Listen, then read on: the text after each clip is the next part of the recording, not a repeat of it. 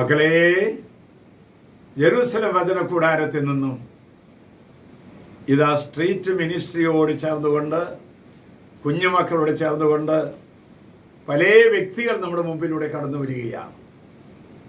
വിദേശങ്ങളിലും സ്വദേശങ്ങളിലുമുള്ള കുടുംബങ്ങളെ സമർപ്പിക്കുകയാണ്. കുടുംബങ്ങളിലുള്ള ഓരോ കുഞ്ഞുങ്ങളെയും യേശുവിൻ്റെ കരങ്ങൾക്ക് അർപ്പണം ചെയ്യുകയാണ്.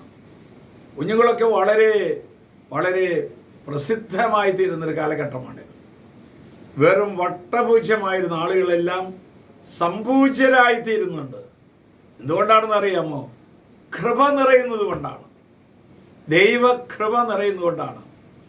ഇന്നതാ നമുക്കായി കർത്താവ് തരുന്ന വചനം കേൾക്കാം.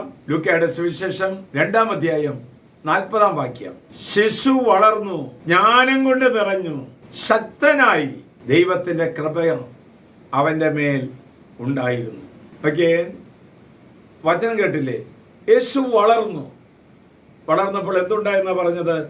ജ്ഞാനം നിറഞ്ഞു, എന്നിട്ട് ശക്തനായി. ഉണ്ടോ? ജ്ഞാനം നിറയുമ്പോഴാണ് ഒരാൾ ശക്തനായി തീരുന്നത്. പ്രാർത്ഥിക്കാനായിട്ടുള്ള ശക്തി, പഠിക്കാനായിട്ടുള്ള ശക്തി, മാതാപിതാക്കന്മാരെ അനുസരിക്കാനായിട്ടുള്ള ശക്തി, ഇത് കിട്ടുന്നത് കൃപയിൽ നിന്നാണ്. കുടുംബം ഒരു പ്രാർത്ഥനാലയമായി മാറും കുഞ്ഞുങ്ങൾ കൃപ കൊണ്ട് നിറയുമ്പോൾ.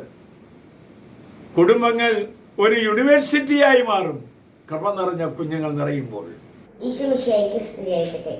സങ്കീർത്തനം 127. എല്ലാം ദൈവത്തിന്റെ ദാനം.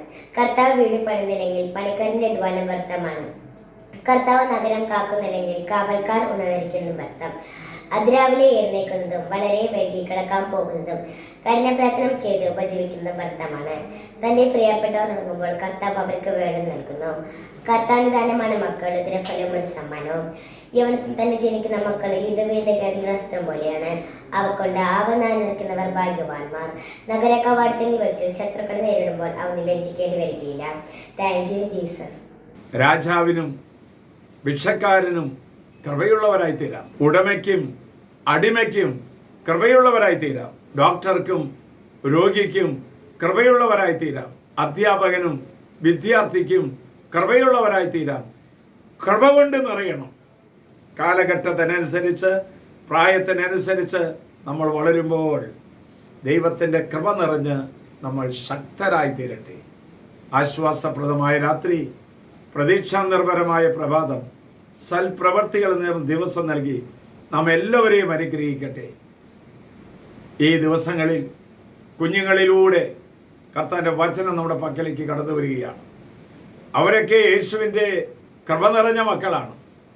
നമ്മുടെ ഭവനങ്ങളിൽ നിന്നും ദൈവവചനം പ്രഘോഷിക്കുന്ന, ദൈവവചനം പഠിക്കുന്ന ധാരാളം കുഞ്ഞുങ്ങളുണ്ടാകട്ടെ എന്ന് അച്ഛൻ പ്രാർത്ഥിക്കുകയാണ്. നമ്മുടെ കർത്താവ് ഈശോമിശിഹായുടെ കൃപയും പിതാവായ ദൈവത്തിൻ്റെ സ്നേഹവും പരിശുദ്ധാത്മാവിന്റെ സഹവാസവും പരിമളവും നാം എല്ലാവരോടും, എല്ലാ കുഞ്ഞുങ്ങളോടും കൂടി ഉണ്ടായിരിക്കട്ടെ. എല്ലാ കുടുംബങ്ങളോടും കൂടി ഉണ്ടായിരിക്കട്ടെ, ഇപ്പോഴും എപ്പോഴും എന്നേക്കും. ആമേൻ.